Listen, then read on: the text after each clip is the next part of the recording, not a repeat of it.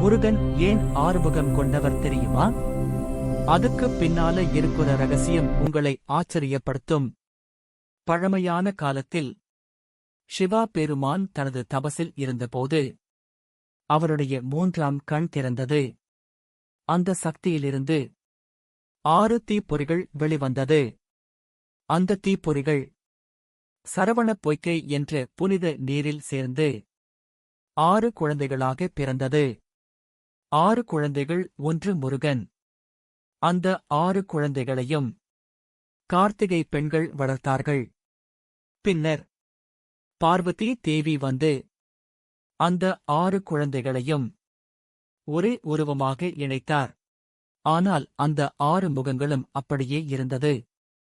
அதனால்தான் முருகன் ஆறுமுகன், ஷண்முகன் என்று அழைக்கப்படுகிறார். இந்த 6 முகங்களுக்கு அர்த்தம் என்னன்னா: அறிவு, வீரியம், அன்பு, பாதுகாப்பு, சக்தி, ஞானம். முருகன் 6 முகம் கொண்டவர் என்றால் அவர் எல்லா திசையிலும் காக்கும் சக்தி உடையவர். வேல் முருகன் காப்பார்.